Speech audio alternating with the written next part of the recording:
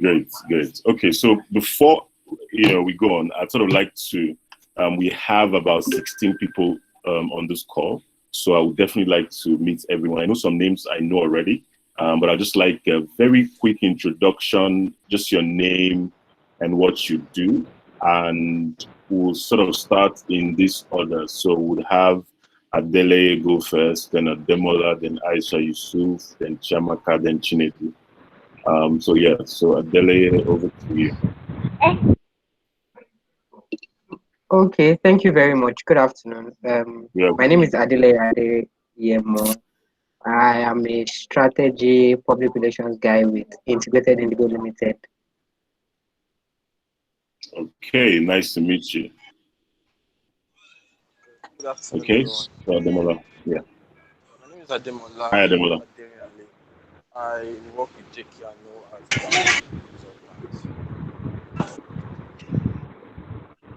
Sorry, Ademola, I didn't get you. Okay, I said I work as a strategist with JK. Okay, cool, great. All right, Aisha.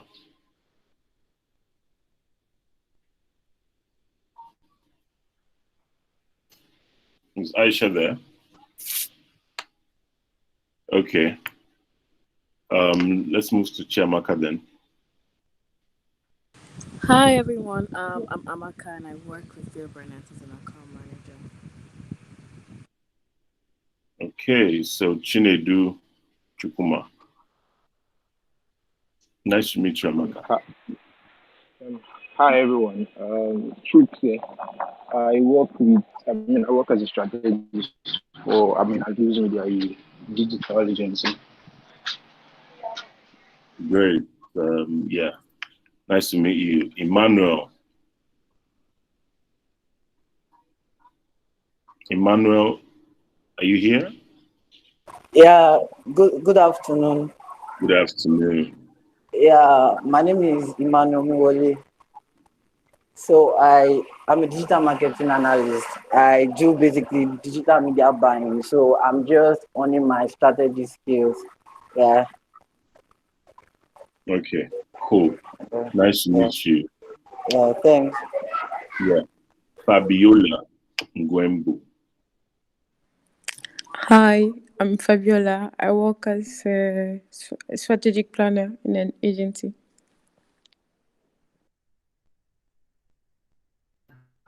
Frances. Hello, my name is Frances Okrowa, brand manager. Nice to meet you, Frances. Harrison, beautifully. Good day, everyone. My name is Harrison Obiefule, and I'm a student of planning and strategy. Currently, I drive strategy development and execution for 83 Resources, a PR agency based in Lagos. Great. Nice to meet you, Harrison. Kelvin, then Chukwebuka. Hi, Emeka. Good evening, everyone. My name is Kevin Onyeka. I'm an account planner. I work with Ogilvy Nigeria. Okay, nice to meet you, Kelvin. Chukwebuka. Hi, everyone. My name is Chukwebuka. I am a digital marketer and I'm based in Lagos. Okay, nice to meet you, Chukwebuka. We have Adeniji, then Ore, then Kudus goes next. Hi everyone, my name is Ola. I'm a research consultant, and I'm trying to get Okay, nice to meet you. Ore. Good evening, everyone. My name is Ore. I write for Brandsport. Okay, nice to meet you, Ore.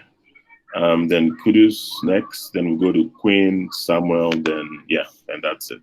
So Kudus. All right. Good evening, everyone. My name is Kudus Onike. I work as a copywriter at Digital.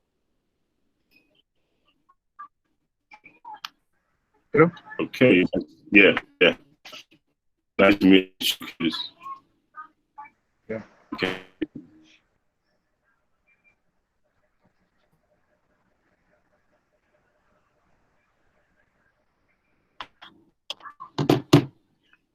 Is Queen there? Okay, so we'll move over to Samuel then.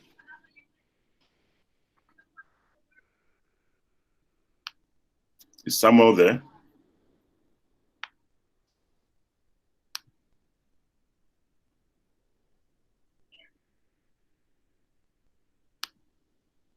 Is Samuel here? Hi, admin. I take it that we're waiting for people to join before kickoff. It's just silent. Samuel, people have actually been talking, so there've been a couple of introductions. I've replied in, so I'm sure. Yeah. Okay, cool. That's okay. So yes, okay. So we'll just kick off. So like I said earlier, you know, the essence of this session is really to just talk through, discuss through what trends are, and then, you know, also discuss how brands can also leverage trends going forward, right? So yes, so I'm happy to meet you all, even though I know a couple of people as well. But yes, I'm happy to meet you again, and also the new guys I haven't met before. Yes, so my name is Emeka. For those who don't already know me, I work 9 to 5 as a strategist at Leo Burnett Lagos. Leo Burnett Lagos is a creative agency that is within the Inside Read Fini group. I'm also a commentator, and I'm also a trend analyst and spotter as well. Just some of my recent activities around this area, I recently worked with a couple of spotters across the continent to build the 2021 Africa Trend Report. It has just been released. However, it's only accessible to premium subscribers to the Trendwatching global platform. Yeah, but I do have access to it anyway, but maybe after this presentation, if everyone is nice to me, maybe I could find a way to share it with everyone here. But the important thing is also not to sort of share it and make it public as well. So some of other things I've done recently, worked on a project, the Trend Innovation Project with Board of Innovation, which is also another trend platform as well for a bank here in Nigeria. Also part of the Kanta Cultural Network, which is called Scapers. We also did some work on content for brands like Netflix. It's another brand called Culture Foundry, which is also based in South Africa. They used to be called Instant Grass. We also do a lot of work for a couple of media brands as well.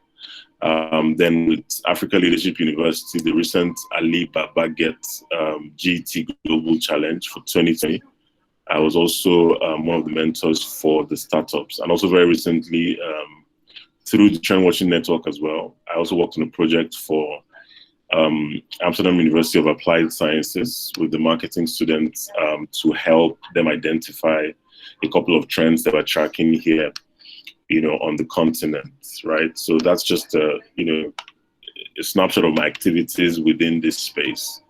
Right, I always like to start with this exercise because it's always very interesting, especially to hear, you know, what people think about this, right? So you know, for you here, so if you are to wait for, and it's fine to type, I mean, you don't have to sort of unmute to speak up, but if you're to wait, honestly, to wait for an Uber, if you order an Uber, let's say this was a physical class, and then you order an Uber, and you have to wait for that Uber to arrive, genuinely, how much time are you willing to wait? Are you going to be willing to wait for that Uber to arrive? Just type it on the comment section. if you can hear me. 5 minutes, okay. Delay said 5 minutes. Anybody else want to try 10 minutes? Okay, that's good. 15 minutes, okay. That's a threshold, 5 to 10 minutes. Okay, 10 minutes, great.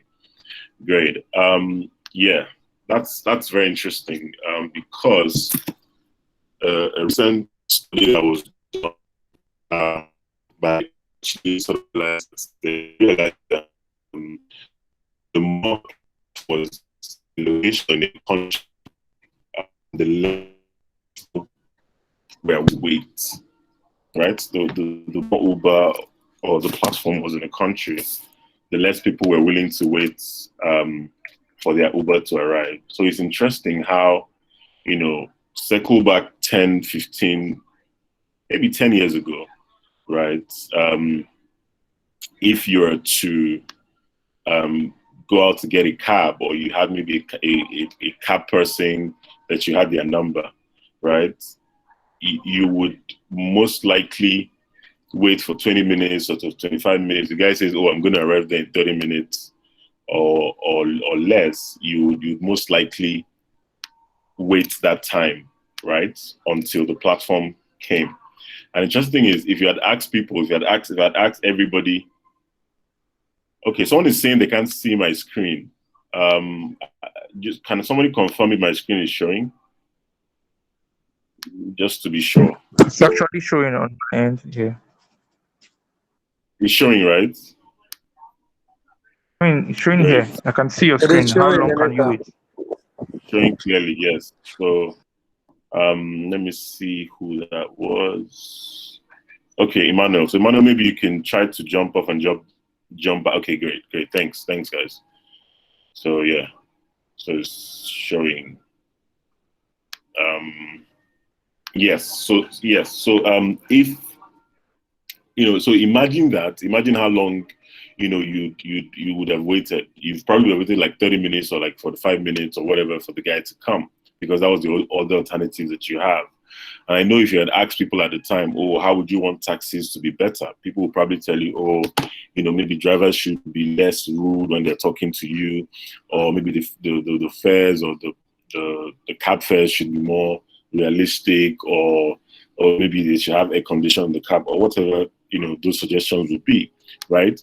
But what a platform like Uber did was to sort of look at that expectation in terms of what convenience meant to people and how the expectations are currently being raised every day, right? And created solutions that helped shorten that expectation, right? And then once the app launched, people began to use these platforms, it almost like, oh yeah, so I have Uber, I have Bolt. So those expectations even further move to other industries, which is why platforms like Uber sort of inspire that whole expectation transfer even to other sectors. So you have people who now do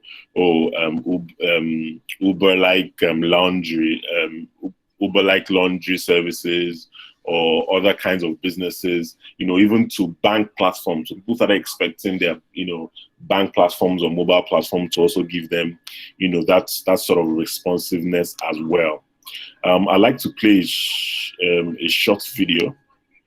Just hold on. I'm not sure my screen is moving.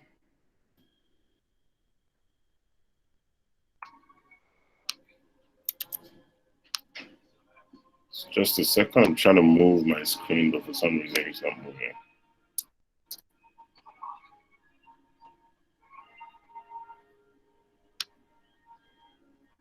Oh, great. Okay, so I'm going to play a video. I'd just like us to watch that video, and then I'll jump right back. Everything is amazing right now, and nobody's happy. Like, in my lifetime, the changes in the world have been incredible. When I was a kid, we had a rotary phone. We had a phone that you had to stand next to, and you had to dial it. Yes. You don't realize how primitive, you're making sparks in a phone. Actually, hated zeros in their numbers because it was more. It was like, oh, this guy's got 2 zeros. Screw that guy. Why do I want to? Yeah.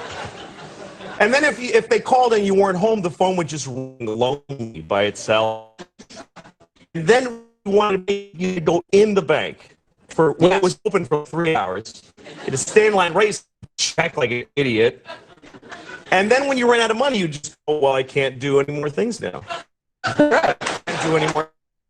That was, even if a credit card, the guy would go, ugh, and he'd bring out this whole shung, he'd write, cut, you'd have to call the president to see if you have any money. And it's all true, kids. You had to call the president. Yeah. It was ridiculous. Yes. Do you feel that we now, in the 21st century, we take technology for granted? Well, yeah, because we live in an amazing world based on the crap generation of just spoiled idiots. Don't care, because this is what people like now. They get their phone and they're like, ugh.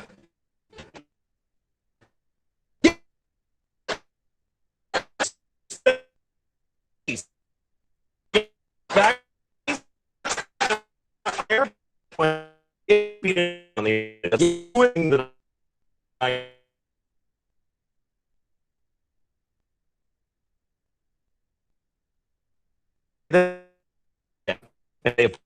that's not working.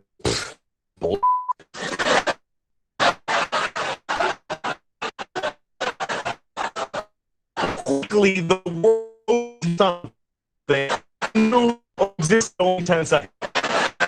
It's the worst one because people from flights they either or it's a story.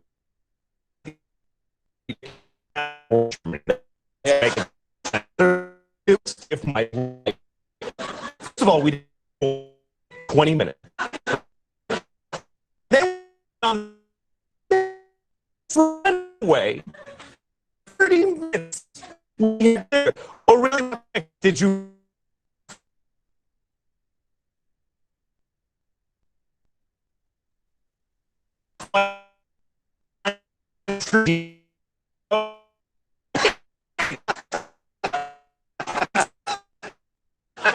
Every client should just constantly be going, oh, wow! Yeah, you're flying. You're sitting in a chair in the sky. Yes. But it doesn't go back a lot.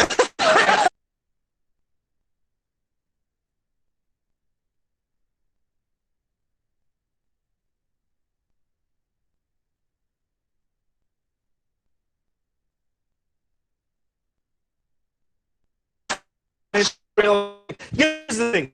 People have delays on flights. Delays, really. New York, California.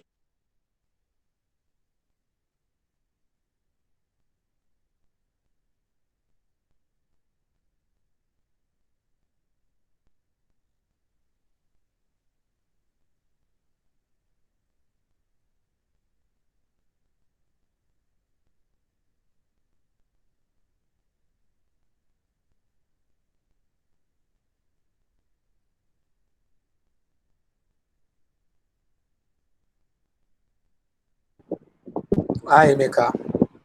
Can you hear me?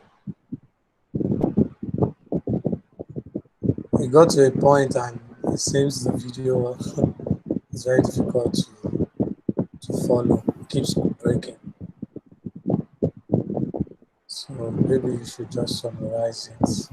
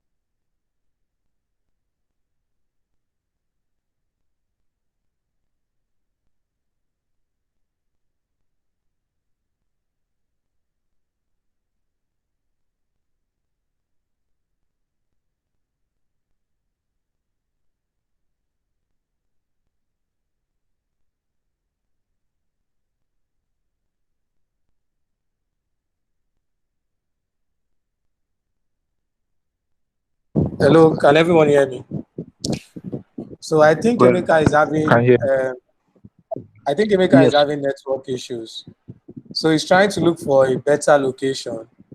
Then he's going to join the session back. So he's probably going to have to replay the video or probably summarize it. So just he requested for about 2 minutes. So and thank you, Ademo. You've been able to share the link to the video on the group. I think we can just get the link and copy and save on our notepad so that we can view it later, so that we don't miss anything when Emeka decides to join. So while we wait for Emeka to join, I'm seeing some new faces here. Okay, so let's just wait for him.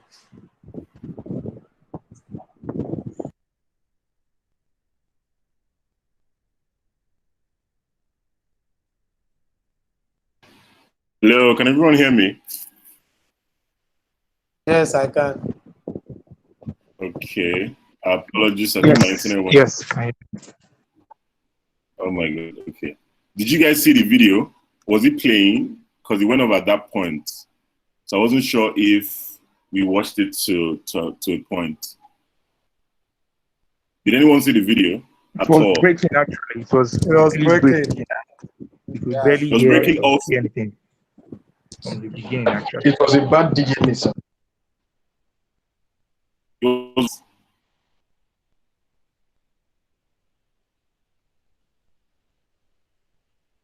Let me try again. Let's see if it would work this time. So please make a comment if the audio is bad again this time. Let me know if you can hear it. So I'm playing again. A comment to say Everything is amazing now, and nobody had. Like in my lifetime, the changes in the world have been incredible. When I was a kid, we had a rotary phone. We had a phone that you had to stand next to, and you had to dial it. Yes. You realize how primitive? You're making sparks in a phone, and you actually would hate people with zeros in their numbers because it was more like, oh, this guy's got 2 zeros. Screw that guy. Why do I want to? And then if they called and you weren't home, the phone would just ring lonely by itself. When you want money, you open check like.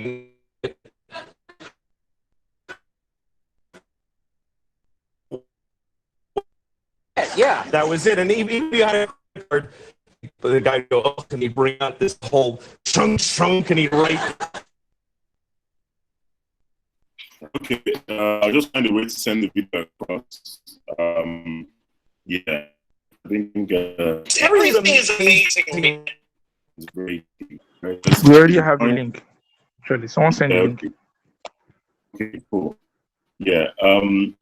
Yeah. So essentially, the point with that video is just to say how. Okay. Yeah. The point of the video is just to show how ancient people have become. Even the more we have new innovations,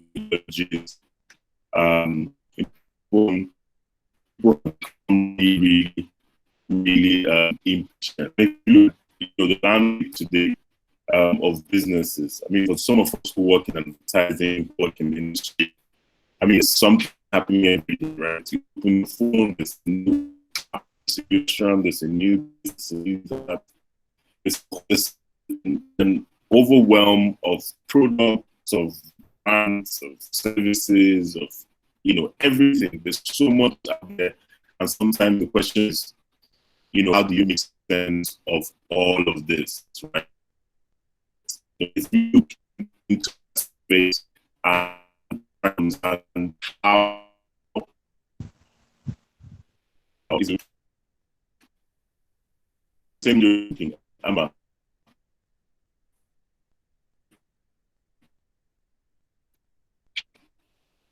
Emeka, your network is still not strong enough. Oh my goodness. Yes, the audio is terribly. I'm not sure what is happening, to be honest. This is really weird. So let me try to connect another net second, like 2 minutes. Yeah, apologies for that.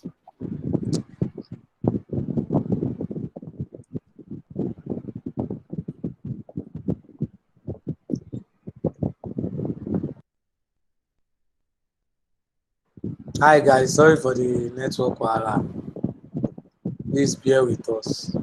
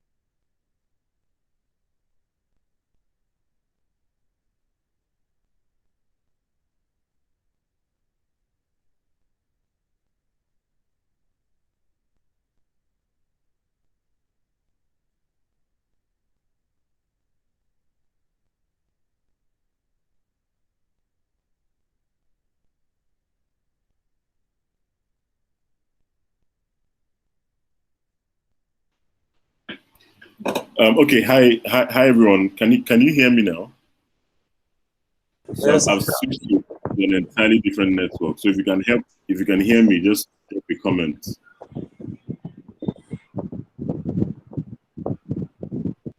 I'm sure that audio is good, fantastic, good. Okay, I hear you better, brilliant.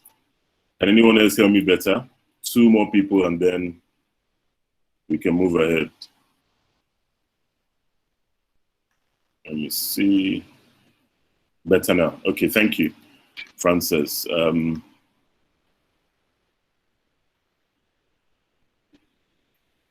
Yes. So essentially, what I was saying was, if you look out there today, there's a lot going on, right? There's a lot. The business landscape is scary, right? You know, there's new products, there's new brands, there's new services. You know, there's all that happening every single day, right? As a marketer or as a brand specialist or as a trend analyst, it's about how do you make sense of this whole overwhelm? How does all of this make sense to you, right? How can you also stand out in the midst of all of this craziness and madness, right? So trend. Hello? Is anybody trying to talk? Okay, I thought someone was trying to say something. Yeah, so essentially, you know, trends marketing is really about how do we design products differently, services, business models that can help create that value, right? That customer value that your clients are looking for, that everyone is looking for. And for as a trend watcher, the perspective is slightly different, right? Because, you know, it's about what will customers want next as opposed to what is the business looking to do next, right? So, you know, the success of every business, if you look at it, whether it's a B2B, whether it's your stakeholders or whether it's customers or consumer, actual consumers, the question is, what are these people going to want next, right? And the thinking here is, in order to anticipate what people will want next, it's good to look at what your competition is doing and try to talk to customers and all of that. You know, but an interesting way to look at it is, you know, to stop looking at, you know, customers, right, and start looking at businesses. Now, businesses in this context is actually, what are those innovations? What are those platforms? What are those services that these customers are spending time on, right? What are those platforms that these people are lavishing their attention on? And the second leg is also more interesting. What are the expectations that they trigger, right? So is simply looking at the people in this room and look at, what are the platforms that they use to communicate? What are the platforms that they use to connect to other people? What platforms do they use to buy? What platforms do they use? So looking at those services, those platforms, those products that people are using, and the expectations that they trigger, right? And in trying to really understand that, the first bucket to look at is change, right? There's always change happening, right? If you look at if you look at Nigeria, 10 years ago, I mean, I know a lot of people say, oh yes, Nigeria we may have had bad leadership, but I'm speaking in terms of both technological change, both social change, both political change. Change would always happen. Change would always happen, right? So it's inevitable, right? So whether there's there's a new technology that's coming into play, whether there's a new government that's coming into the space, that would always keep happening and keep changing, right? And the next is basic needs, right? The fundamental human needs rarely change, right? People will still have those basic fundamental needs, right? Whether it's security, whether it's food, whether it's whatever it is, there are those basic needs, that everyone in this room, that everyone that is alive would have, and those needs rarely do change, right? And then you look at the third strand, which is innovation, right? Innovation is there. There's always a new product, a new platform. I mean, this was Rwanda, when they came up with some robots that would help do like coronavirus testing and things like that, right? So there would be that, right? So if you look at change and look at basic needs and then innovation, the question is then, how do you make sense of all of that? How would that make sense for us as marketers and as business people, right? So the key here really is to look at those three strands and then identify the points of tension, right, between both what people want and what is currently available. And I'm going to show you a framework that would also help us understand that better, right? So it's almost when change bumps up against those core human needs, the tensions that it would create, right? And then those innovations that brands then have to create will be innovations that would help resolve that tension and also create new expectations, right? I know it sounds like a lot of English, but I'm going to break it down with this model, right? So I spoke about the drivers of change as the first strand. The secondly, I talked about basic needs and I talked about innovations, right? If you look at change, it's always happening, right? If you innovate around change alone, right? So because now, people are saying big data, or AI, and then you just go and introduce some AI solution, right? Yeah, definitely, it's a new product, it's innovation, right? You're going to come up with pretty much novelties, right?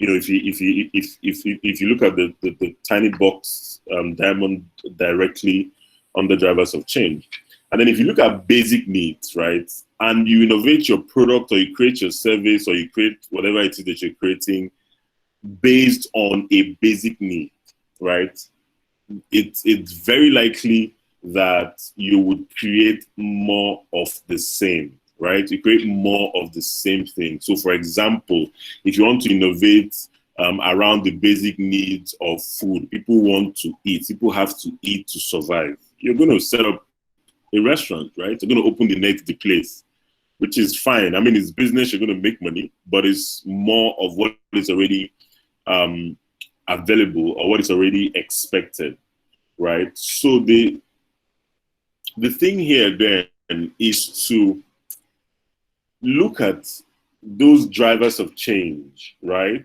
And look at people's basic needs, right? So let's say technology, for example, and then you look at people's basic needs of convenience, right? What expectation gaps is that currently creating? That is the sweet spot for us, right? So around convenience, for example, around technology, which is a huge driver of change, what expectation gaps are currently being created?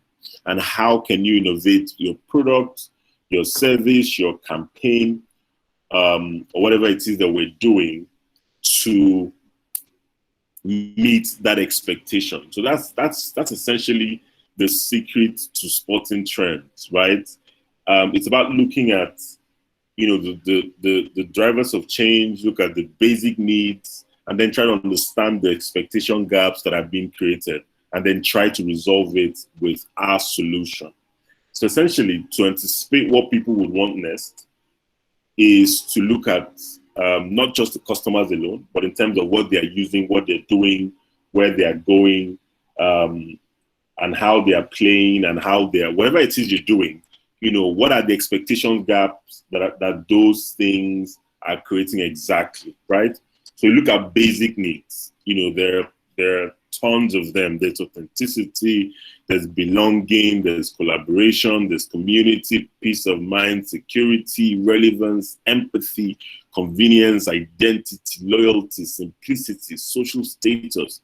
There's so much, right? So what are those basic needs? Are those, drivers of change, the expectations that they are triggering? If you look at the drivers of change, there's a lot of things driving change globally today. There's aging population in some parts of Europe. There's the advances in artificial intelligence. There's brand purpose, where you're seeing a lot of brands that are pushing their purposeful nature, like Nikes and the rest. There's the sharing economy, where you're seeing with the rise of crypto and the likes. We're also seeing demographic disruption, where demography are no longer just defined by age or status, right? And then you have all kinds of things, even the on-demand economy, like I spoke about with the Uber example. You have technology, you have the startup culture. These are all drivers of change, right?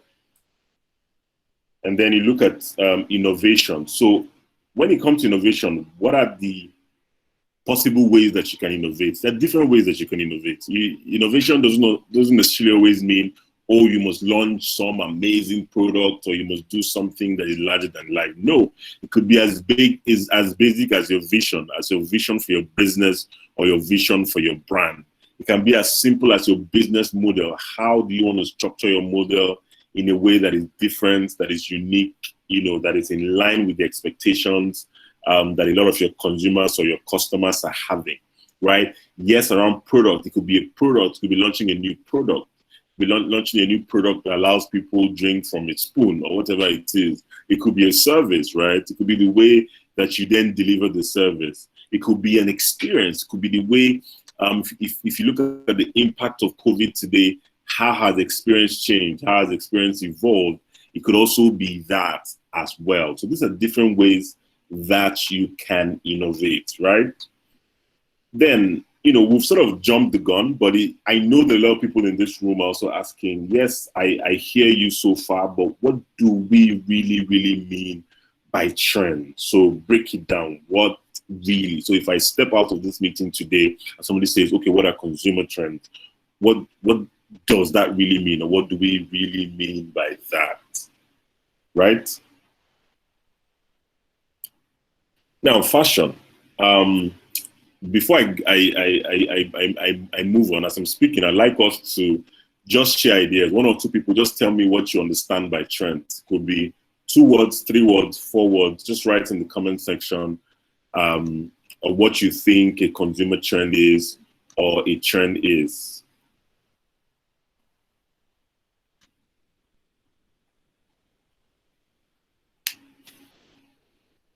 Are we still here?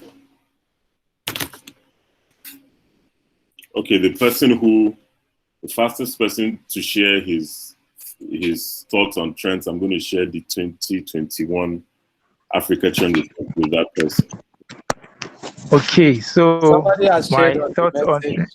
No, just write it as a comment. Just write it as a comment, right? So I already have Afiz Balogun, anything Vogue. Afiz, big congratulations. I'm going to connect with you after this, and you're going to get this report. And please do not share with anybody that did not comment on this group. Yeah. All right, something topical. Yes, what's topical? Anything Vogue. Harrison says what's topical. Chukwuebuka says what's happening at the moment. Beautiful. Yes, I'm getting more comments. What people are currently doing. I like that. What else? Jumping on trends. Samuel, I'm saying what are trends? I think you're also trying to confuse some of us in this room because they're using the word trends again. So jumping on trends. So what are those trends that people are jumping on? What do you think those trends mean? Right? Events that have shaped the consumer behaviors. Fantastic. I love that. What interests people and move them to act. Beautiful. Very, very interesting perspectives, right? Okay, so moving on. So is it fashion, right?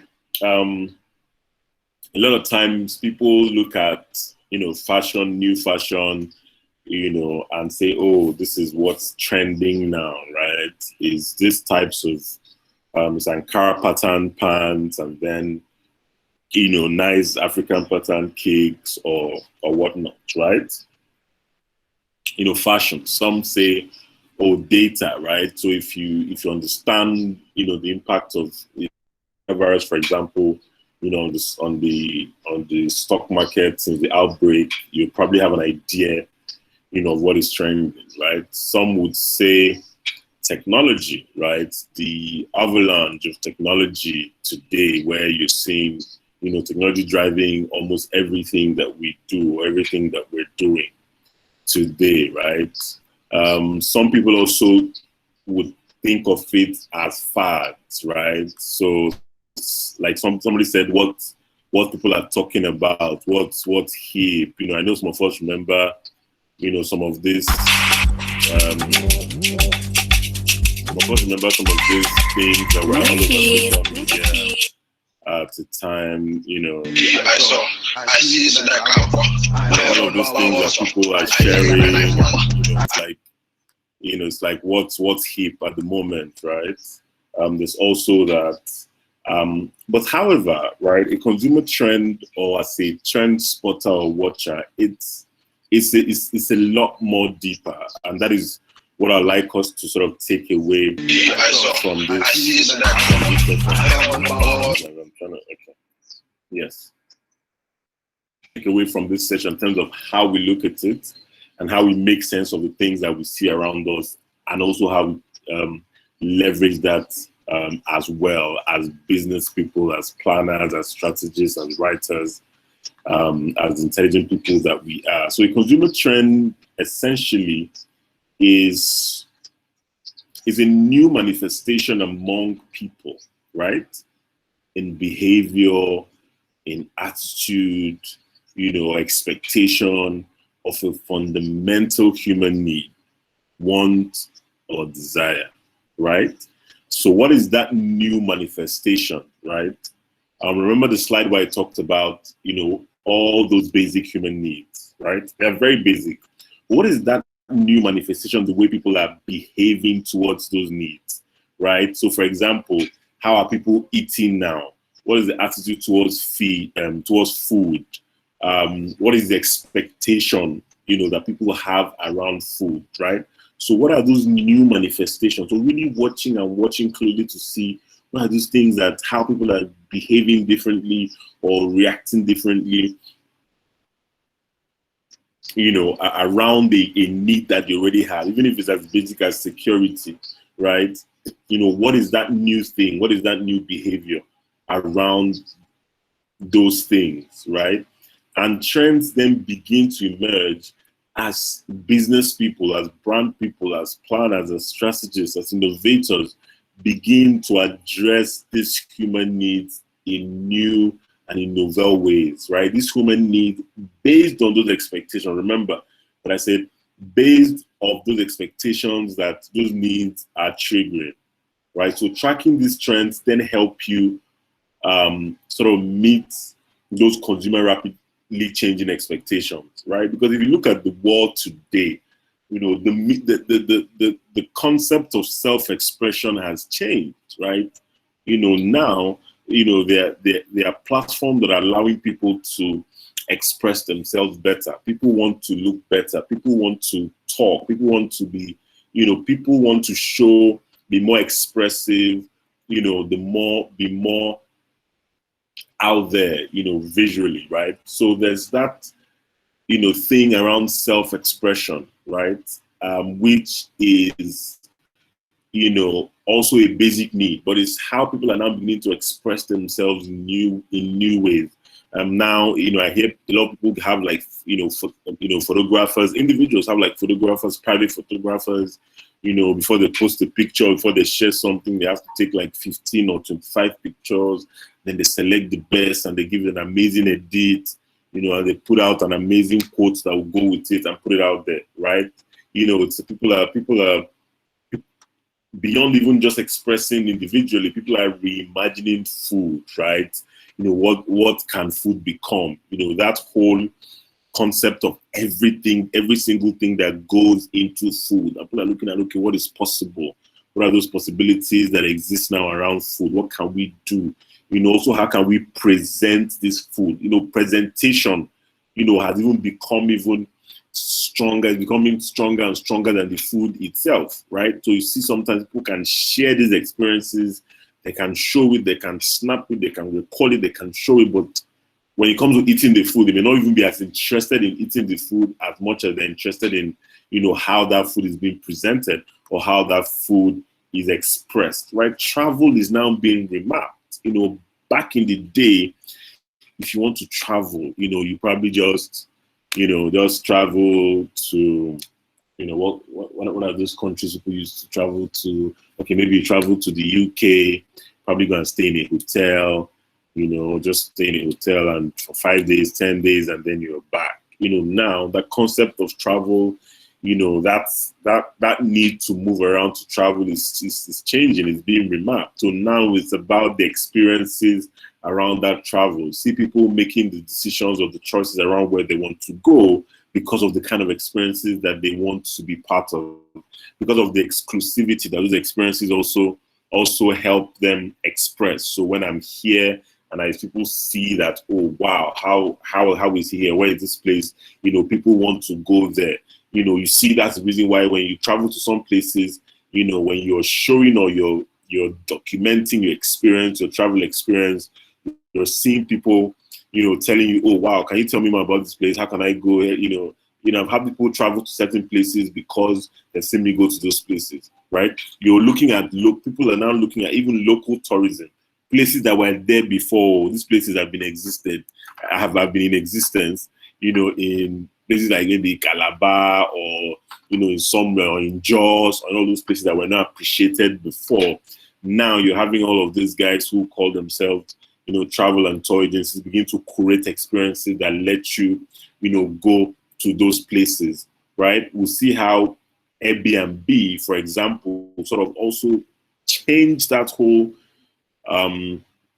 industry with not just traveling for traveling's sake, but actually when you travel, actually you can then live there. Like when you travel, you live like somebody who is from there, and that has really changed a lot in that space. And then you look at packaging as well, because of self-expression and how social is going very visual. There's also a lot of expectations around things like packaging. We're now beginning to see packaging being more optimized. People love when they see it, oh my God, this looks good. How can I get it? How can I access it? I remember when when so I know some of us already know this brand. When she launched the 60th anniversary edition, and I got a pack. Somebody saw me post it. I was like, oh my God, how can I access this? This product. There was just something about it. It's ogogoro. This is actually refined ogogoro. She goes to the South Nigeria. Gets the raw material from palm spirit. Get somebody in from Amsterdam to come and do the what's it called, the refining process, and then it's there. We can see how she's sort of evolved the presentation. When you see it, when you look at it, you don't even want to drink it. I remember somebody telling me, you don't have to drink this thing, or you have to keep it so that your children will see it, right? There's a lot around, packaging and all of that. So consider the ripple effect of all of these things, how we're rethinking self-expression, things like food, things like travel, things around, packaging as well. So now if you're thinking that, oh, maybe you work in a bank and you think your competition is maybe you work in GT Bank, I think your competition is Access Bank, or your competition is Echo Bank. It's time to wake up, because consumers, you and I today, we now live in an expectation economy. The same expectation you have for your bank, you're going to have it for Netflix, you're going to have it for WhatsApp, you're going to have it for Twitter, you're going to have it for other types of industries, right? So you see that cross-pollination in terms of expectation. That expectation transfer will move you from pay stack, because this brand is giving you a certain experience. So you also expect, if I'm getting this kind of experience from this brand, I should also get this experience from this other kind of platform as well, right? So it's an expectation economy, and the faster we realize this, the better, right? The same data that Netflix is pursuing, Bolt is after that data, GT Bank is after that data, Twitter is after that data, MTN is after that same data, right? So it's really, really, really looking at things differently, right? You can't leave this session today and just look at things at face value, the way you see them and the way that they are happening, right? It's about having that new way of seeing things, right? Seeing things differently. When you see something, try to understand, what are the expectations that those things are creating, and what are possible ways that you can serve those expectations. And you can tap inspiration from things that are already in existence, products, services, platforms that people are already using. So essentially, working trends is not really enough, right? So some of us will be asking, how can I really track trends, right? Yes, you can, there's a methodology with tracking trends in terms of, okay, looking at a bucket of mega trends. So the company Trendwatching, which I work very closely with in Africa, have sort of developed what we call a mega trend framework. So they're like big bucket trends, right?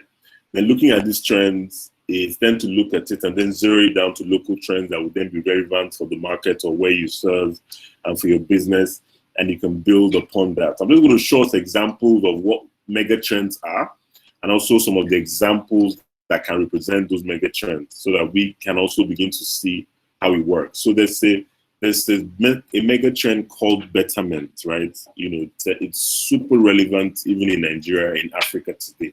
Is that universal quest for self-improvement, right? You'd hardly not find any person in this room who is not aspirational, right? The reason why you even attended this session is probably because it's either you want to learn something, or you want to, share perspectives, or you want to be able to live it and live this and have added something to yourself, right? So people always want to, be better for themselves, right? So self-improvement. So and one of the things that are driving this mega trend is survival. The fact that you have to survive, is lower order needs. The fact that a lot of people who live at the bottom of the pyramid, especially in Nigeria, are looking for how they can also leapfrog that level where they are, right? Is meaningful impact as well. As even the guys who are affluent also craving services, product that help them do better in the world, right? So just look at, just a few quick examples, which is innovation example, which is this payment. This platform that Visa launched a while ago, which was to support and promote, Nigerian SMEs, right? To sort of help them do better, help them become better, help them understand how to promote their businesses and how to sell better. There's a video here, but I guess I'll share it later, just because of time.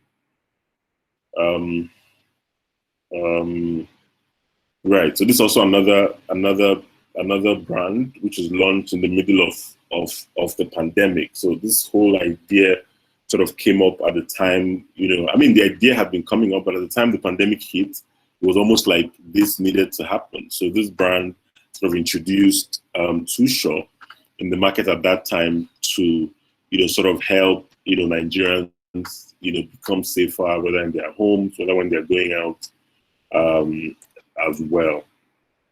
Also, just some of us have seen the video as well.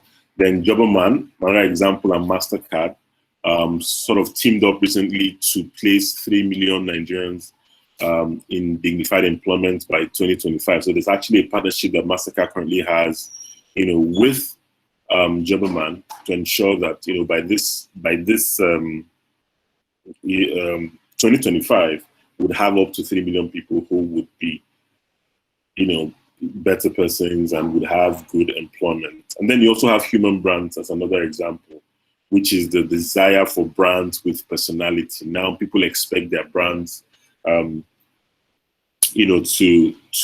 have a voice, to be transparent, to be honest, to speak up when they have to, right? And a lot of times on the drivers is the way that we have progressed slowly. I saw the outcry when the CBN put out that policy recently, and a lot of people are, wondering, okay, where are we going from here? It's also the fact that, because there's a lot of access to information, knowledge has become power. So because people know more, they also don't want to expect less from brands, and also new opportunities as well. An example could be when, Uber, at the time Black Lives Matter was really hot, they sort of openly frowned at that, and it was big at the time.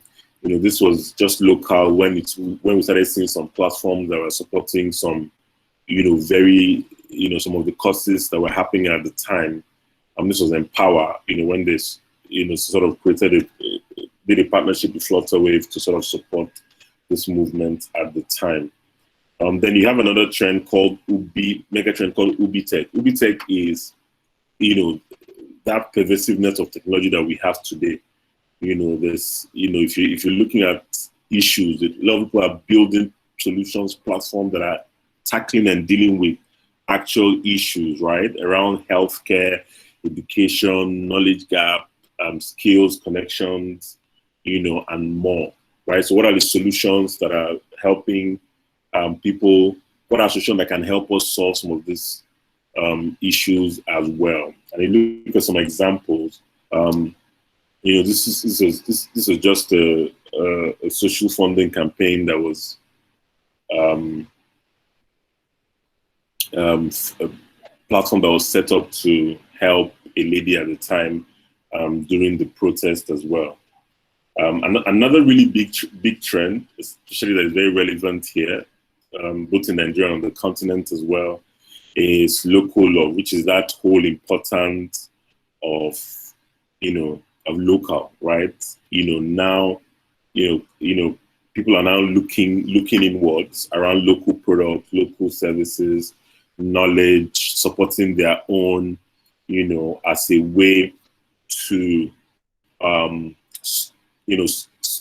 sort of move forward. So we're seeing examples where, brands are now looking at, you see Nigeria, for example, even in terms of music talent, you see how, we are proud, more than ever, we're proud of our talent, whether it's music, whether it's film, whatever it is, as long as it's from here, we're happy and we want to push that out, whatever it is we have. Even if you look at beauty industry, you see a lot of patronage going to local made products, authentic, botanical infused products, right? If you look at the drink space, look at alcohol space like bitters.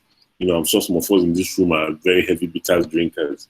So bitters, there's a lot around that whole, it has local herbs, it has this and it has that. There's that whole thing of sort of looking inwards and begin to promote those local services and knowledge. Even in entertainment as well. We're seeing that one of the 10 drivers are the importance of place, national pride, and also the fact that we want to celebrate local as well.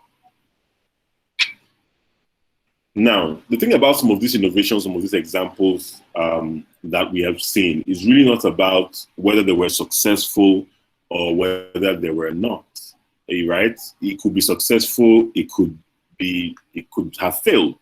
But the key thing for us to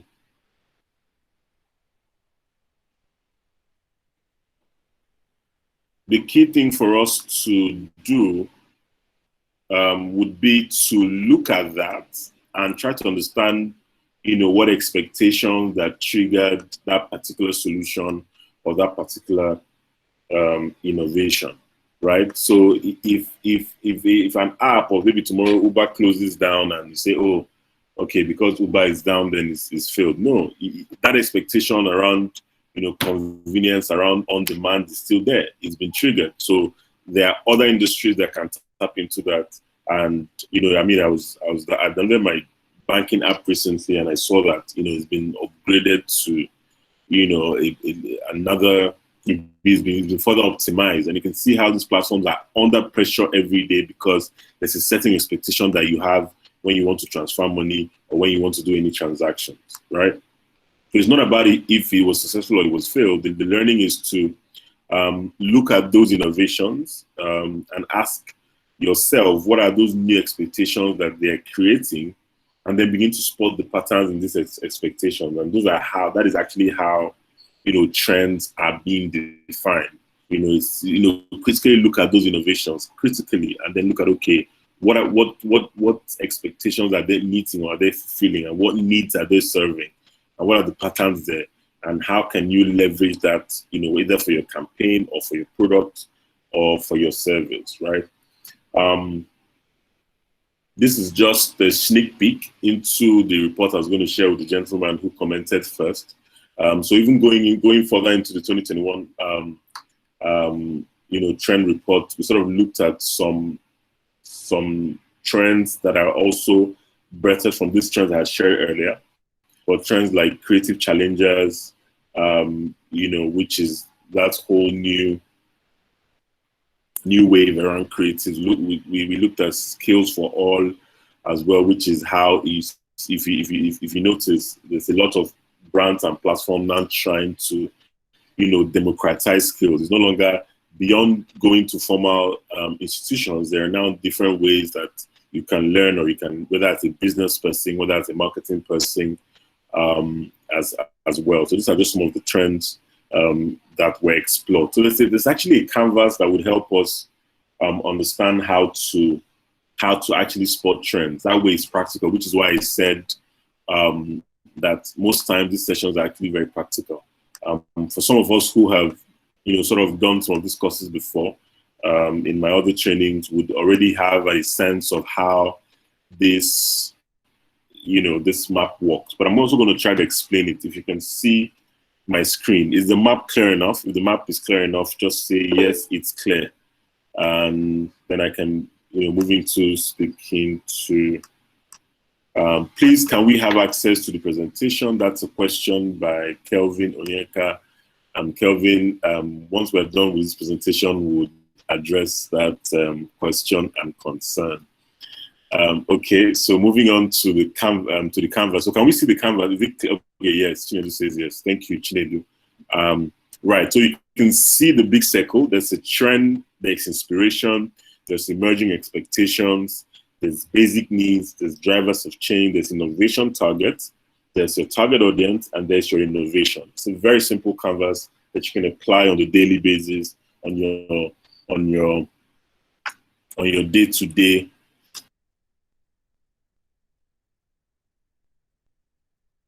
that you can apply every day in the course of your work. So ideally, how you start this is to first of all look at a trend. So what trend do you think, depending on the industry that you work on or what brand you're working on, you can look at a particular trend and say, how can I best leverage this trend? So let's look at a trend like maybe local law, for instance, or maybe skills for all. Or okay, let's say local law, right? And then you say, okay, looking at this trend, what are some inspiration of people who are already leveraging this trend? It doesn't have to be perfect, but what brands have sort of tapped into that whole concept of local love, right? So you include them here in that box where you have inspiration. The idea is just something to just kickstart, your brain as you begin to think through this, and then you identify the basic needs that your category or your segment is looking to address. So that brand that you're trying to do this for, what are those basic needs that they serve? Like, so is it convenience? Is it authenticity? What are those basic needs? Could be one or two. And then you include that. Then you look at the drivers of change. You know, look at what are the long-term and the short-term drivers, drivers of change, right? So if you remember the slide that I shared earlier, where I showed, like a bucket list of drivers of change, what it could be, whether it's the whole, big data or artificial intelligence, and, what are the triggers for those change. And then you look at what expectations are those drivers of change and those basic needs, what new expectations are they now creating, or what new expectations are now emerging, right? What are people expecting now these days? What are people expecting from the brands that they use, from the product that they use, from the services that they use, right? And then you have the bucket where you talk about who do you want to speak to. And in terms of, and in defining your audience using this canvas, you define them in a way that it is very clear, right? So in this canvas, you're not going to be writing, basic demography like, 18 to 25 years, lives in Kaduna, Lagos, and Abuja, and all of those things. You have it there, but as a base. But the way you define them is in terms of what do you want? What do those people? Who are those people really? So are you talking to mothers who have their first kids who don't want to have second kids, for example? Are you talking to people who are just fresh out of school, who are confused and don't know and the industry to go into, right?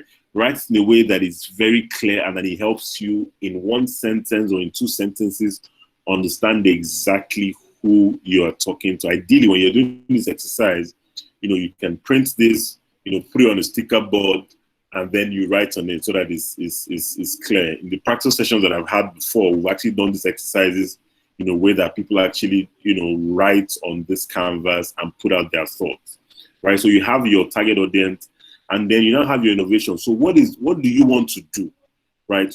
You're not going to say, because I now understand trend, and you now go, maybe you're working for Sterling Bank, and it's okay, Sterling Bank, I have this amazing, fantastic app I think you should launch. No, that's not it. You still have to be in line, with the objectives or the plans or the brand plans of the brand that you're working for. So if it's a campaign that they want to do, you then know that, okay, it's a campaign that you want to build this for, right? So it's to understand that it doesn't have to be when you're launching a new product. It could be to make your campaign better. It could be to bring newer perspectives to whatever it is that you're working on at the same time. So you don't have to wait for that special brief or when the brand wants to introduce a product that they've never introduced before, right? Before you use that as your innovation. So this is just to show you that it's something that you can use every single day. In the course of your day-to-day as well, right? So look at this from that point of view of who. Sorry, Emeka. Yeah. Excuse me. Chineju Chukuma, you have your hands up. Oh, okay. Thank you. Yeah, sorry, you can continue. Okay, my network is bad. Okay, someone's network is bad. Yeah, so that's essentially how this map works. Of course, this is still the course session. You'd have to sort of try to look at it a bit more, sort of understand how to use it. But it's actually very intuitive as long as you understand those different sounds that I mentioned earlier. So from the needs, what's driving the change, to the expectation that you're seeing, to who you want to connect with, to the kind of innovation you're creating, whether it's a campaign, whether it's a new product, whatever, to the solution that you want to do or to idea. They can begin to build it up, build it on from there. So essentially, like I said earlier, it's really having, the core of this session is really putting on those new lenses, those new glasses, and really having a new way of seeing things. So when things are happening, don't just look at things that are happening, but why are they happening? What are those expectations that those things are creating? What are those patterns that you're seeing based on those activities, based on those events, based on those things, that you're seeing that are happening? And the key thing about trends is you always have to apply. So you don't have to wait, like I said, for that special day or that special occasion, apply it, use it every day. Even if it's just for inspiration, even if you don't have a project you're working on, try it out, explore it. You'll be amazed at some of the possibilities and some of the ideas that would come up. But you have to apply, and continue to apply, right? So essentially, that whole overwhelm, that we looked at the beginning of this presentation, with everything happening, with the new eyes that you have now, how do you look at those patterns, those activities differently, and begin to turn that overwhelm into opportunity, or opportunities for your brand, opportunities for your personal projects, or even your personal brand, not just brands that you're working on, for services, for products, to create more relevant products and more products that are meaningful, and services that help consumers, either connect or help them in ways that you probably hadn't imagined before. Right. So thank you very much for your time, for also dealing with, for also staying with me when my network was a bit terrible. Thank you so much for your time.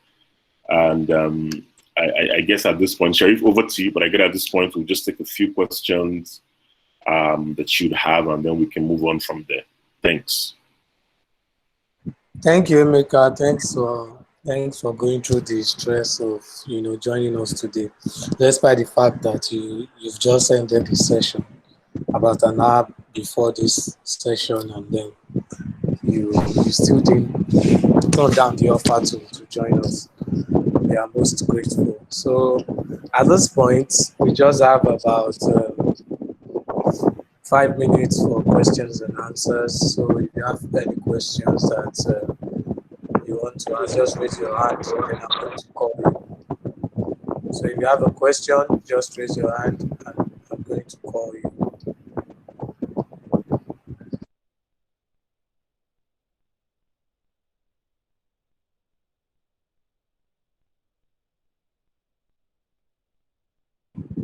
So Samuel.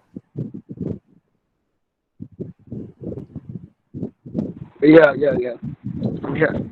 Okay, so you can go ahead with the question. Thank you very much. Emeka, thank you so much for the process. For the session. God bless you. So my questions are two in one. Now, sorry, Samuel. I didn't get your.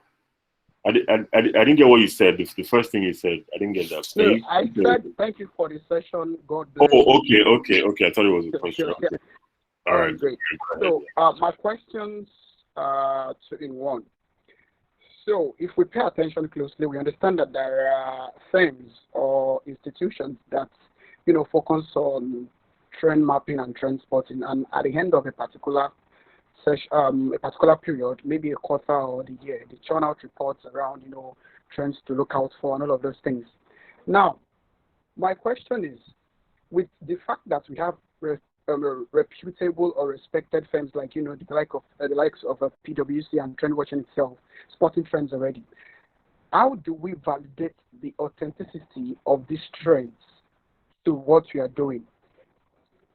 If they have taken the stress of trend spotting of us, or probably helped us in a way to, spot these trends, how do we then, in our various, contexts or in our various corners, validates the relevance and authenticity of these trends, or the potency rather of these trends to whatever objectives, campaign objectives we intend to achieve. Because personally, I feel trends can be very contextual when it comes to environment and the brand you're working on, all of those things. So how do I, as a trend spotter or trend marketer, how can I validate the relevance and the potency of this trend, even if Nami spotter?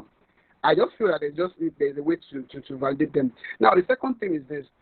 How do you solve the problem of making clients understand the importance of trends to whatever they're doing? Because most times we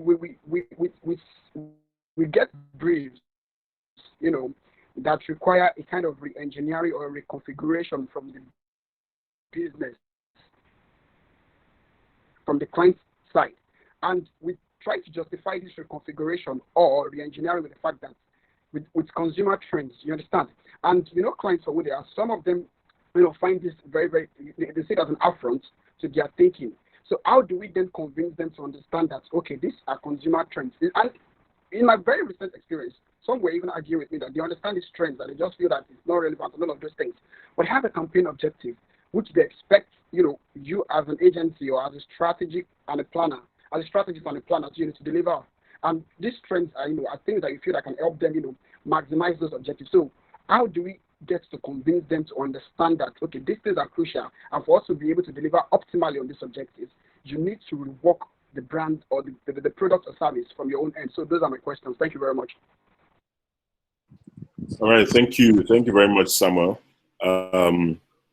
Yeah, thank you. Very, very interesting question. So the first question, which you asked, if I'm correct, is around how do you validate, right? Based on the fact that sometimes some of them, how do you validate the potency of some of these trends?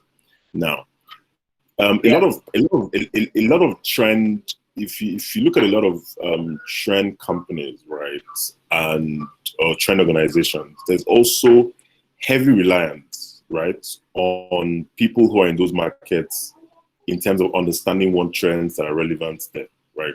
So what they build essentially is frameworks and tools that can help you. By the end of the day, there are also people who in that market that will look at what is happening and then try to understand which are most relevant on the continent and across board. Like I mentioned earlier about the 2021 trend report, in the 2021 global report, there are tons of trends, right? But if you look at the screenshot that I showed you, there are 5 trends that were relevant, right, based on our continent, right, and based on what is already happening here and what we see. Right, so it's the beautiful thing about trends is they keep evolving, right, and it's really about you, right, and the moment you see something happening, you begin to see the patterns. You already know that there's an opportunity there. There's something going on, right? Like if you look at that idea of his skills for all, for example. Even if you're not somebody who originally understands trends or how trends are happening, but if you see that, if you look at that, for example, and see what is happening, across different industries and across different brands or different platforms are doing around upskilling people, even in tech, in banking, or whatever it is, you see already there's an opportunity and there's a potential there, right? Right. So in terms of validation, right, it's about looking at what you already have, looking at what you already have access to, in terms from a framework point of view, and then for yourself, looking at the things that you see that are relevant in the market where you operate, right? The things that you see, if you look at them, you see the ones that are relevant for you. But for you to understand the relevance, you also have to have those eyes to be sure that these things are happening. Otherwise, you just be like, okay, this is, and then you will struggle, right? So it has to be, there are recommended trends where a lot of these global companies with African partners or with Nigerian partners will say, these are the trends that we've jointly identified that are strong for the continent. But that does not mean those are the only opportunities and those are the only trends, that are available there, right? So you also need to know that you also need to be very open-minded, such that you can also yourself on your own also spot those opportunities sometimes, connect with your peeps or your guys who are in industry and try to see if there's a strong linkage to that expectation that you're noticing, for example, and in terms of what brands are doing, right? So it's essentially what you already have, and then what might be new that you don't already have that you might be looking at and say, oh, because I haven't seen this anywhere, that means it's not relevant. No, if you see it and if you're understanding and if it's in line with those principles that I have outlined earlier, you can set up your own network or your network of friends that you can then jointly see, validate it to a certain extent if it's something that you can use or it's something that you cannot use, right? So that's on your first point. Then on the second point is, it's a big issue, right? Speaking to clients, convincing clients, clients don't get it. They don't, there's also the interpersonal soft skill, in speaking to your clients as well, right? You're not going to be going to your clients and say, oh, now I'm a trend champion. I've arrived. Oh yeah, I'm the trend guy. This is trend. You're trying to force it to their faces and all of that. It's also important to understand, to put yourself in their shoes and understand, okay, this is where this guy's mindset is at this point. Now, your objective is, how do I win him over?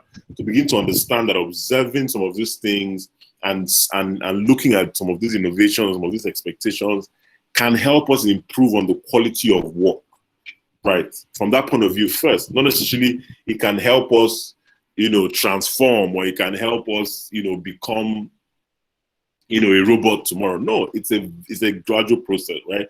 If you look at it from that point of view, and then you begin to embed it subtly in your engagement with them, right? Even as basic as in your presentations, in your conversations, you begin to bring up those conversations and begin to also validate them by the way that you talk about them, by the examples that you show, and things like that. It's a conversation, right? It's a conversation that you have to have based on the peculiarities of the client, right? For example, when I used to work at TBWA already internally have built a cultural solution which is called Backlash or something. I'm sure Sharif would know about this at the time. Backslash Africa. Absolutely, Backslash Africa, right? So they already had that. So because they already had that within the global network, when you talk trends with a client like MTN at the time, they would get it, right? Because, those clients are open to those kinds of things. So you need to also understand, your client, and also understand how do you even want to talk about the trend. They're not going to be showing them, oh, this is the trend framework. Oh, no, you're going to be, you are the trend champion. So you're going to take it and say, how do I want to make sure I use this thing to improve the work? Sometimes you may not even get to the stage of having to convince them. It might just be infusing them in your work, in how you present to them, the things that you share with them, in your quarterly reports that you share with them, or your market analysis that you share with them. You have some time where you talk about this. It's something that you gradually have to do, right? So if you can't say you have a client who, for example, that sells maybe cement in the north, and I said, okay, come and help us, sell cement. You have to also be sensitive. Then you now rush and say, oh, see trends. So these are trends that you need to look at. No, so you have to also be very sensitive of the client, very sensitive of the project, and be very sensitive of how, and then decide how best you can begin to bring it on, right? It's not a case of let me convince you, right? It's a case of let me embed this so that the client can see that there's additional value, with watching and looking at trends. I think for me, that's how I would advise, that you approach that client engagement, because approaching it, head on, like say, I want to talk to you about trends, you must understand trends, it would be a struggle, especially because of our market, the peculiarities of our market here. Even in some market, I remember when I hosted a trend session in Ghana. Ghanaian people are very open to things like they are very different in terms of in their professional space, right? So you also have to understand the peculiarities that we have. They have clients just say, "Oh, I just want digital videos. I want all of that." But again, like I said, it's leveraging it to improve the quality of work from the short to long term. Thanks. I hope that helps. Thank you very much, Emeka. Yeah, it does. It does. Thank you very much, Emeka. Okay, great. Who else has a question? I can't see any hands up. Are we saying that we don't have questions? Or we are just shy? If you don't want to ask it, you can type it actually. Yeah, absolutely. If you don't want to talk, you can just type in the comment.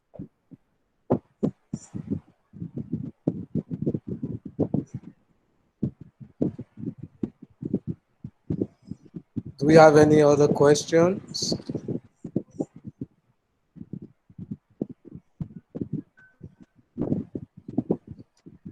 Okay, so I think I should ask my own question. Well, so Emeka, my question is this. So if we look at the marketing space in Nigeria, and then the way that clients tend to interact with reports, aside from brands that are already, it's in the service level agreements with their agencies, some of the toolkits or the frameworks or the system that the agency have in place, they already know that, okay, this agency will bring this to us. They will expect us to do this and this. For all these, what's it called? Will I say newer agencies and also newer clients? How is it possible to get them to be very interested in trends? Now, the trends I'm talking about now will now be, we always have the mega trends that will drive influence for a year, and then we have the micro trends, which are subtle things that you see online that if you go back to validate, you see the possibility of that thing becoming a major, what's it called, a major trend later. A case in point, and please don't, you guys shouldn't laugh at me. There's this particular handle on Instagram called Aremoba. For those who watch Yoruba movies a lot. So you see this guy, he's going to go and look for a snippet of maybe say one minute or 2 minute comedy section from a Yoruba movie, and he's going to post it. And then before you know, in the twinkle of an eye, you see maybe that particular post will have about maybe 20,000 views, and then the comment section, maybe 5,000 comments. And then a lot of people will ask, what's the title of this movie? It's the same way you see it in different, maybe Nolly Noise also, that they will upload funny section of old Nollywood movies.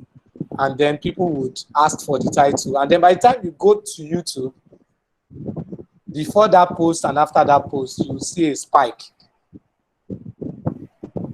So that eventually shows the possibility of people who have old movies, who have rights to old movies. What they can do is, get these influencers to post funny parts of that movie. Even though I've watched it before, I still want to watch it again.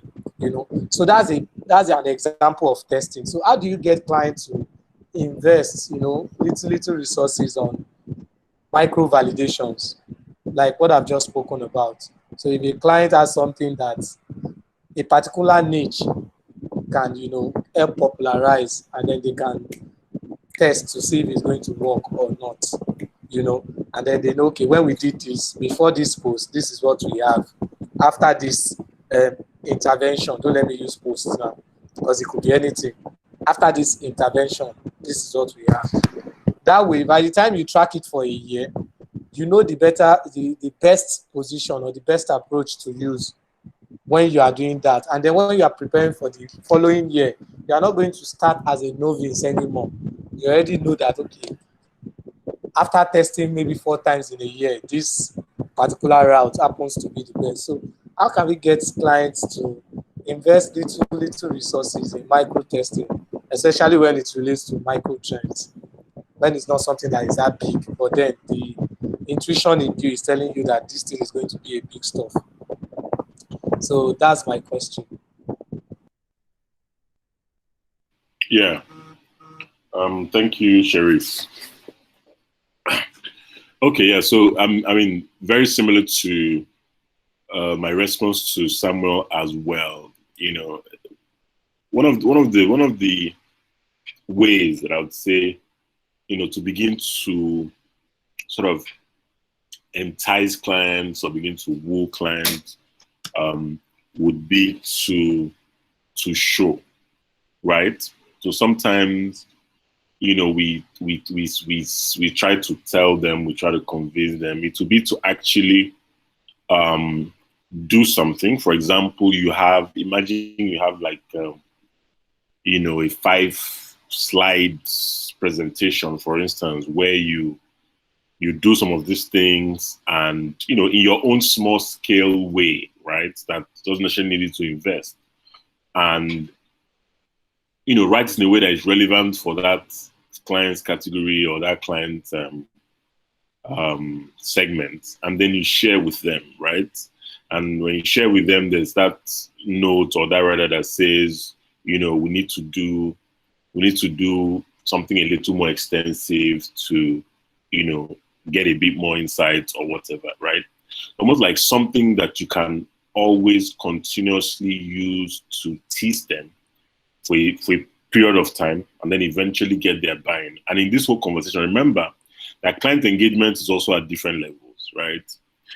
As a planner, there's the way you engage your client is different from the way, you know, for guys who work in creative agencies, for example, it's different from the way the client service person is going to be engaging them, different from the way your CEO is going to be engaging them as well, right? So at the same time, you're trying to get their buy-in, whether from the top or whether from the guy who is managing the client. It's also an opportunity to show, right? Show them with local examples, show them, you know, even beyond the testing, not even just look at some of these trends that we've talked about, look at innovation examples, share them, share the point of view and what the implication is for their brand or for their product. It could be 5 to 10 slides or 15 slides. You know, it's value. You send it to them, you set up a presentation, a call, and say, I want to have a call to talk you through this, right? And again, like I said, of course, you would still have to understand who that client is. But, you know, that way that will just show that constant engagement for them to begin to see, you know.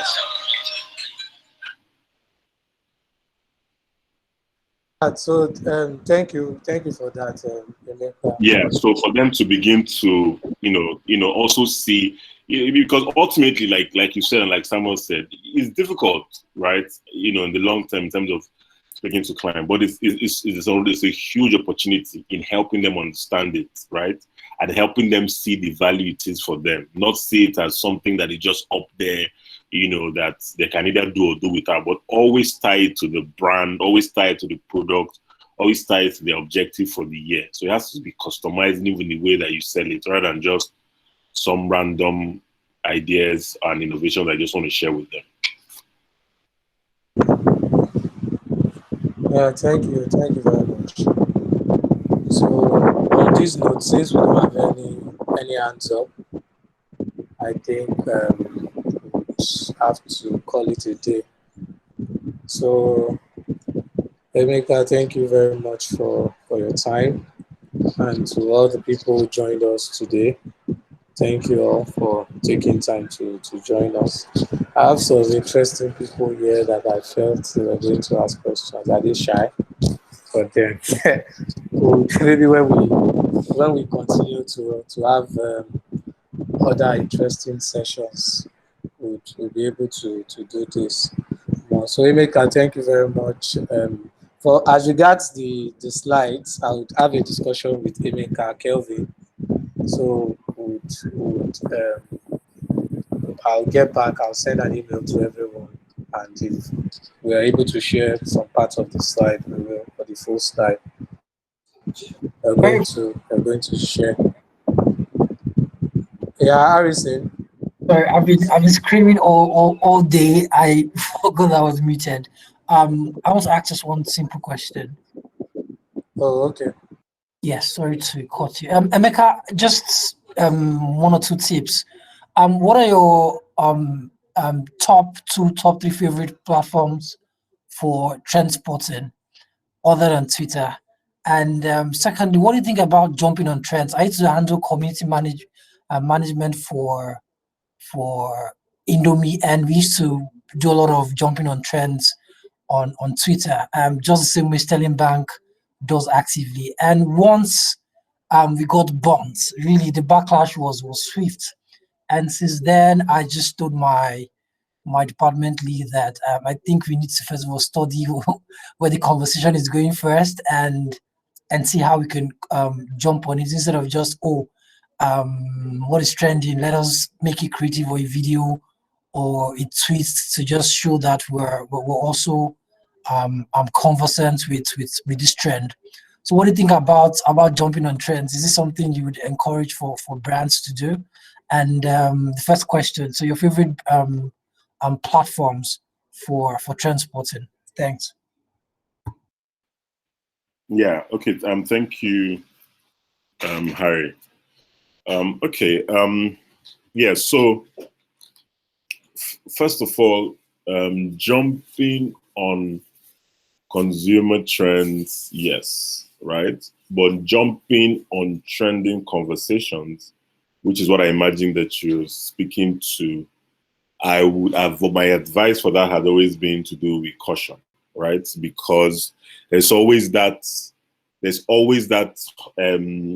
that push to say, oh, this is, people are talking about this thing, let's quickly jump on it. You're a bank, you're saying people are talking about Silhouette Challenge, let's put an ATM that has a red background so that people will laugh, right?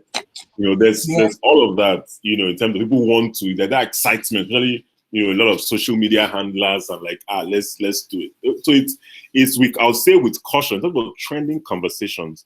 It will be to jump on it with caution, right? And obviously it must be relevant to that brand and to the product and to the service. That relevance is very key. Sometimes people miss that even that brand has at the very basic, has a social media objective, right? Which is, what they are pushing, for instance, right? So it's about looking at it and not necessarily jumping on it for jumping's sake, but, if you're jumping on it, what is the value that you would really get? If you're a food brand, for instance, let's say you're a food brand, or maybe you sell, maybe roasted chicken or whatever, you sell suya, right? Maybe when people have conversations and laugh, you can, because it's a product that is easily accessible, can easily be bought, they can easily connect with your brand, or the personality of your brand is fun and very playful, yeah, then it makes sense, right? But if you're a bank that your personality is very, bold, or we're service, what's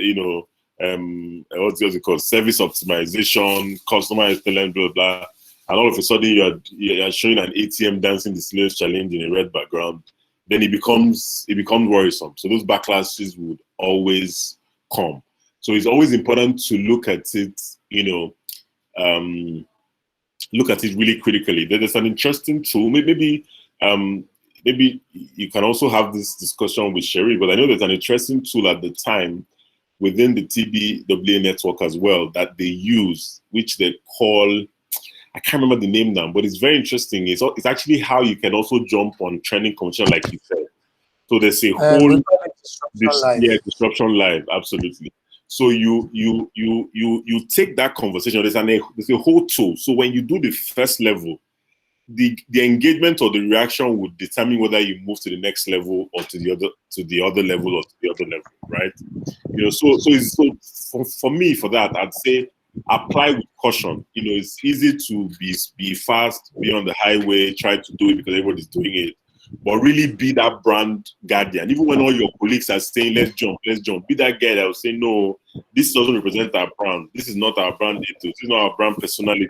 It won't work, right? That would be my advice for that. And the second one, in terms of top platforms for spotting trends, there are tons. There's a lot, right?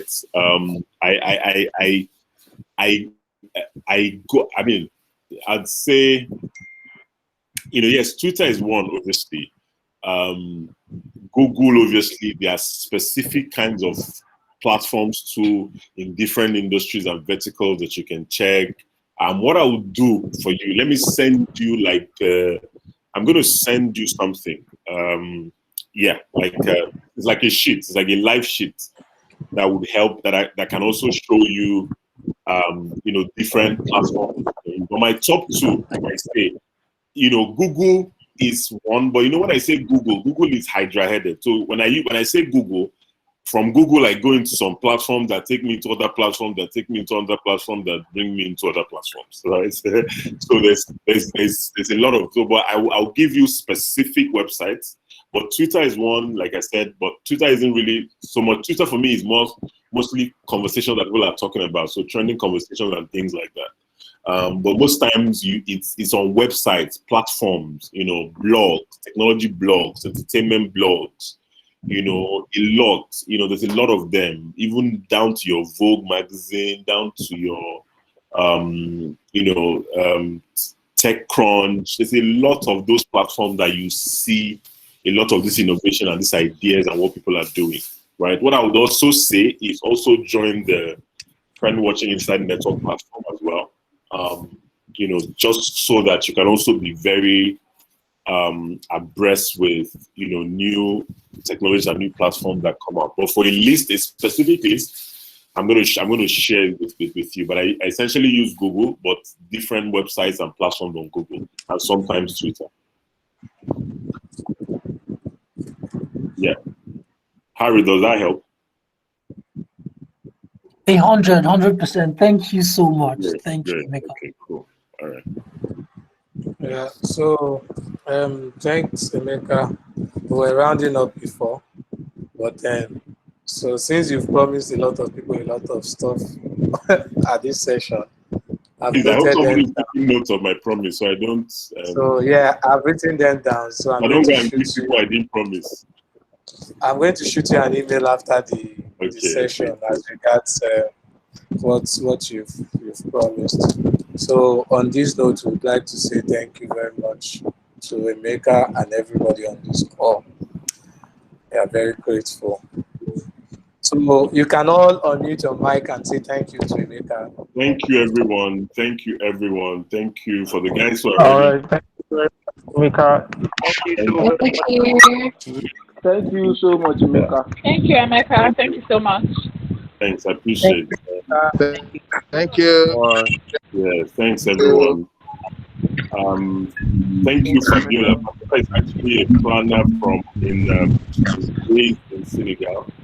So she's actually French-speaking planner. So happy that she's here and she could attend. Thanks for coming.